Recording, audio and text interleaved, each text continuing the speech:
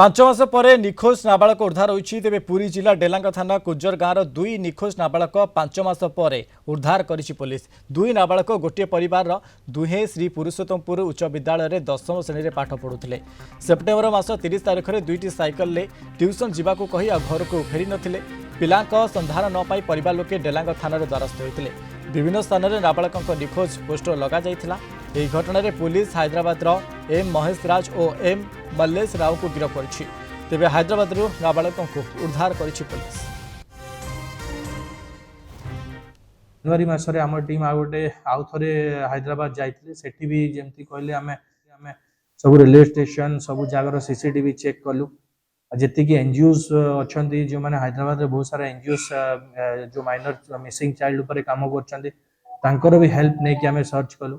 सब जगह चेक कलापर आम लोकल लांगुएज से बहुत सारा पोस्टर लगे पोस्टर को देखिकी जड़े पोस्टल ओनर अच्छा से आमको कॉल करके आईसी नंबर से कॉल करके जनइले कि आपन जो डेस्क्रिप्शन पिला देइछंदी से एठी अछि। तो सांगे सांगे आमर टीम मूव करके आमे से पिला आमर सेकंड मिसिंग चाइल्ड को आमे रेस्क्यू करके आनिलु।